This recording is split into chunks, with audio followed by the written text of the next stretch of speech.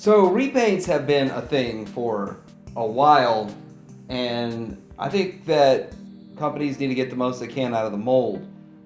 But I really wasn't a big fan of G2 repaints. I got a good deal on this guy, and I picked him up so we could compare the version 2 Arcos mold to the version 1 Arcos mold, and it really made no sense for me to have two Arcoses in the same color. And we're going to look at a few things. We're going to see what's better. But if you have not subscribed to this channel, you're watching the Titanium Hangar, where we talk about vintage, modern Star Wars, Transformers, and video games, anything else that's interesting. So please subscribe and hit the notifications so that you get all the great videos when they come out. So let's get right into this and first talk about the box. Box here, and I want to show you compared to this box that it is different looking. It's oriented different. It's actually smaller than the original first run box. And the other interesting thing is that it ships in robot mode. And I think a lot of people probably like that. So I can just pull it out and just get it to go. Get it on the shelf, get it set up. A lot of fun. I don't think that the majority of collectors actually flip them back and forth for fun at this stage of the game. And although it's a G2 version, it shows a blue Arcos picture, which is interesting. They didn't bother to draw it in green. And there it is, showing you it's green. Having this in hand, I do feel like the joints are a bit tighter. I think that I love the metallic paints. The green does come through, and he would break up the monotony on your shelf, but so would the blue version. Now, some of the complaints have been with the first version, how this back piece falls off during transformation. Now, I haven't flipped this guy back and forth, and I really don't plan to, especially since you don't have to, but it feels like the cage is holding on much better than the first version. I actually just took it off and threw it back in the box on the first version, and you'll see that when we do a comparison of the two. And also, he has some more weight, so we're going to weigh them both and see just how much more weight. But there's some die cast here. Feels like die cast, but there is more die cast in this, or some die cast to give it some more weight and stability. But I am a little loose on my right leg. Yeah, you're not really seeing it now. It does have a double knee joint, which I guess if you get it lined up right in there, it's not going to be as loose. But I think it does look pretty good. Let's compare it to a G1 though. G2. So here he is next to the G2 version, and of course it's way taller and way bigger. And this is what we're getting for, what, they want 80 bucks for this guy. I think I got him for right around 60. And so the thing about it is that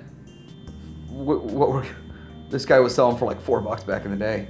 But this is a true homage to the G1 toy. Now mine's missing the tires and stuff. It's not in the greatest shape, but it's still pretty cool. But look at the shiny reflectiveness of it, and they really captured that in the paint on this guy. I say that the actual G2 version is a little bit shinier. It's a little bit more bling bling to it. And then with that, they did capture, like you still see the cage on the back. So a lot of homages still kind of capture the G1 toy. The transformation is slightly similar, but nowhere near as simplistic. Now the accessories, you get all the same accessories, the golden hand, the birds and stuff, and the extra, let get a look at that, the extra face, the extra snake eyes face. They come in a baggie instead of in their tray. The first run had all the accessories, molded into the tray. If they're wanting to cut costs, but now they're 20 bucks more than the first run. Huh. Here he is next to blue Arcos, like new Soundwave, blue Arcos. But let's look at their guns here. I'm not even gonna pull them off to show you. They are a different color. Like this is a kind of a like a blue, like a light blue metallic. And this is just a standard gray. I do like the gun more.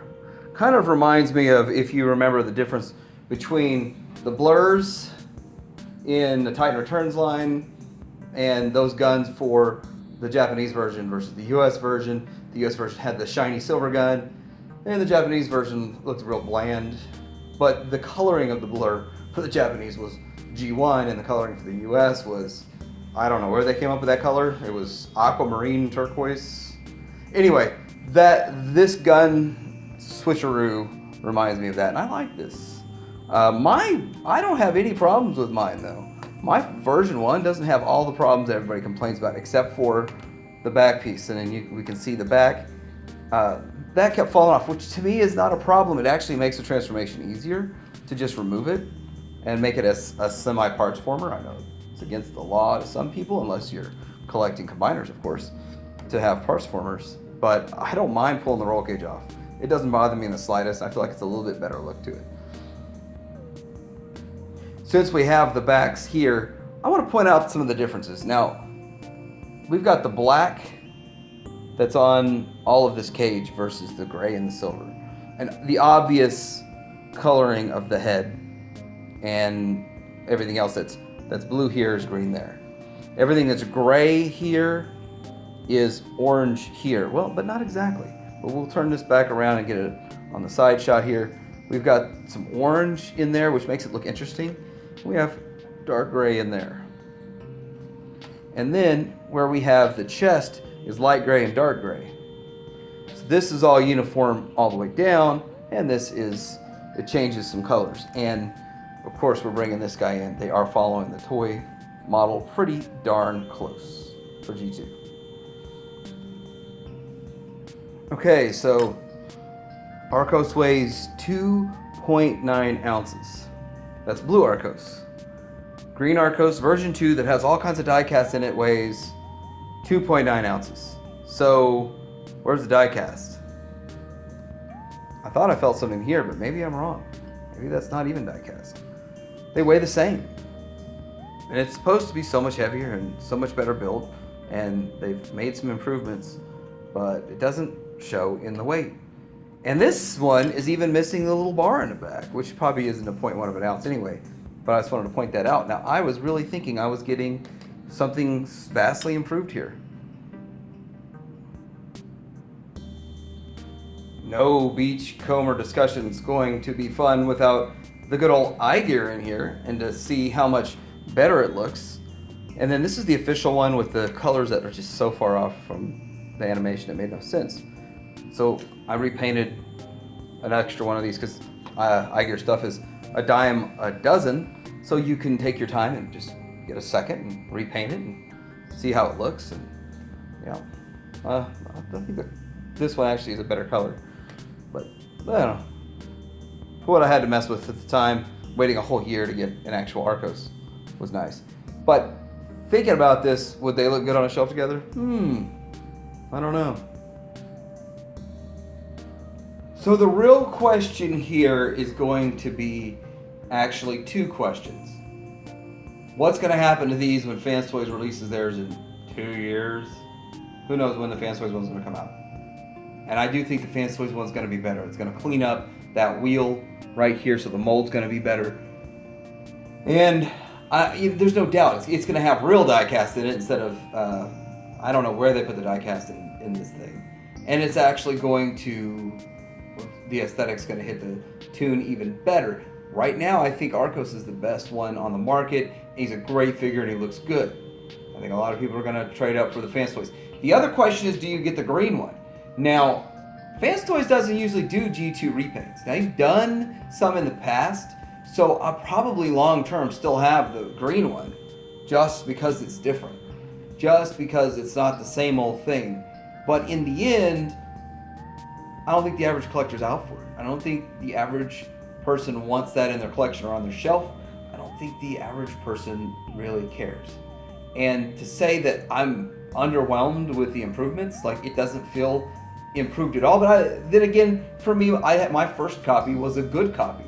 And a lot of people have those issues. A lot of people have issues with theirs. There's parts that broke, or aside from the roll bar that you take off, it's not a big deal.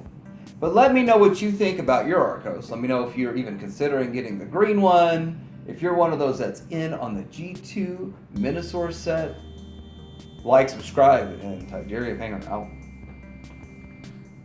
All right, so one of the things that I was kind of curious about is what other toy lines interest you guys. Now, I've been getting some collection pictures, and I'm actually seeing in those collection pictures what really does interest other Transformer collectors. And what I've seen firsthand is most Transformer collectors just like Transformers. But also Star Wars lines interest. But what else interests me that I want to talk about? Well, let's see, I've already done a Bionic 6 video, but I think I need to revisit that with a little bit better editing process. Also, G.I. Joe stuff, and specifically the modern G.I. Joe stuff, which is very, very scarce these days. I'm in the process of working on building up some stuff for a Centurions video. I think that we are very lacking in the Centurions department online, and I would like to deliver that. GoBots, I've done a GoBots video, but I think I want to go more in depth on a few other things. Voltron. But what do you guys think of those toy lines, and what other toy lines are interest to you guys? Put it down below. Tiberium Hanger out.